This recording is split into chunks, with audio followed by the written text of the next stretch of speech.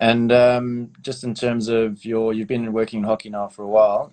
When you first started with hockey and compared to now, what is there anything that's changed? Changed a lot in terms of your thinking, in terms of your programming, how you go about things? Yeah. Yeah, I think that's a really good question, Raj, because one thing, and we've both spoken about this a lot, is training volume and the load that athletes are exposed to. And I think when we're working at the institute and working with different sports like rugby and cricket and stuff, everyone's really concerned about overtraining athletes, but not really concerned about undertraining them. And what I've learned from hockey Mm. perspective is the amount of training athletes can actually handle is way more than we ever thought. If we just look at Yeah. our type of programming in a week, generally we got double training sessions Monday, double Tuesday, single Wednesday, double Thursday, possibly double Friday, and a single Saturday. So the volume Yeah. is way more than any other sport that I've ever worked with. However, if you program correctly and you progress it over time, what we find is that these athletes build the resilience to that volume. And we kind of have to because, as you know, hockey is tournament based and we need to prepare them for to handle the loads and the demands of a tournament, not one game. Where other sports are maybe a 7 day turnaround with a game on a Saturday or a Friday or a Sunday, we need to manage or create athletes that are able to manage these volumes and loads over a week where we're playing 3 or 4 games in one week. And a lot of time it's back to back. Yeah. Yeah.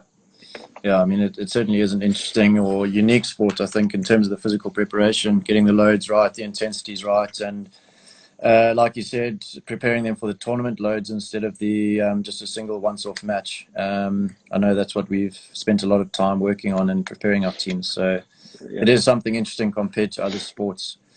Um, just around match day. So this is another unique aspect of hockey in that we play back-to-back games with a rest day back-to-back again.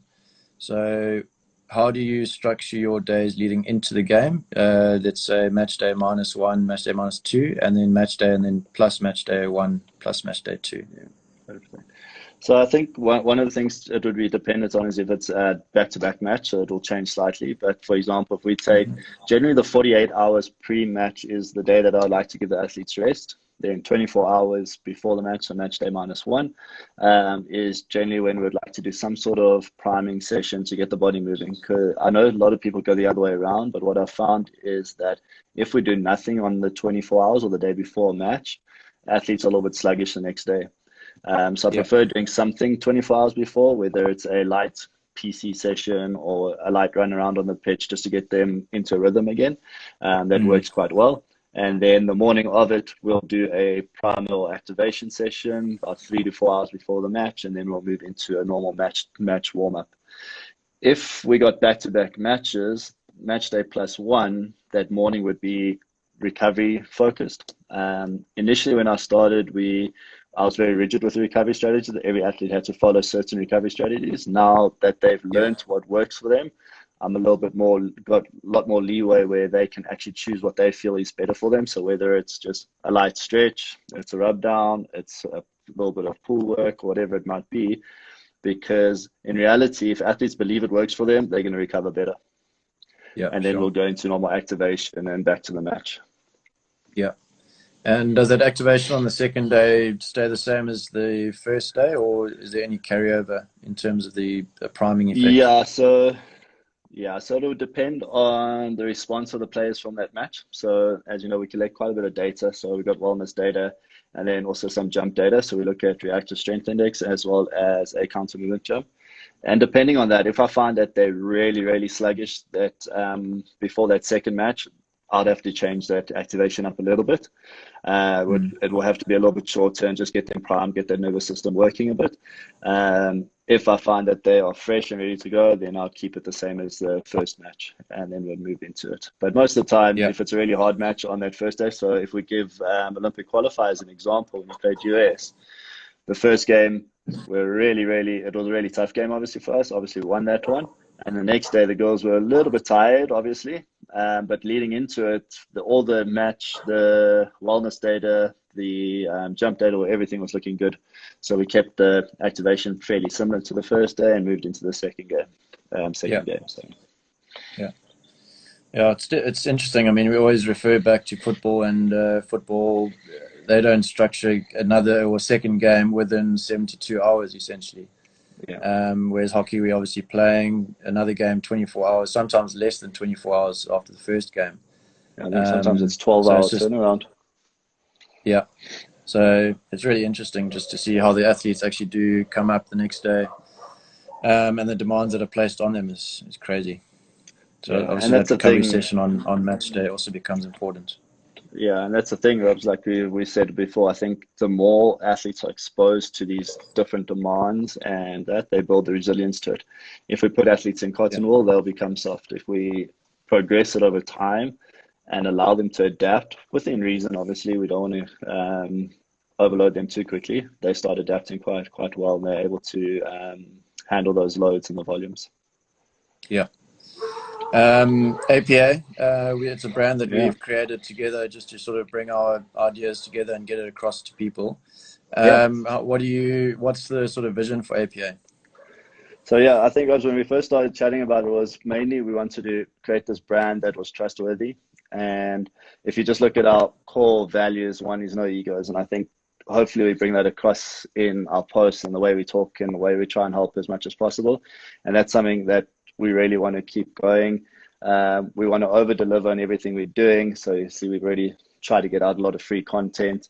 And as hopefully a lot of people have seen, is that we're quite open book about what we do. There's obviously some data we can't share because of the situation or the teams we're working with.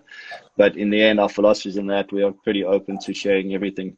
And if we can create a brand or a place where people can come to that's not only trustworthy, but gives good information that's backed by science, but also our practical experience and how to apply it, then I think we heading in the right direction.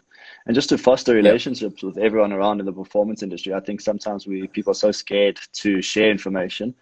So we can build relationships. We can keep. Well, the other thing is that, like I said in the beginning, we always want to keep the athlete first. So if what we're doing helps create better athletes all over the world, regardless if we're working with them or not, I think we're going in the right direction.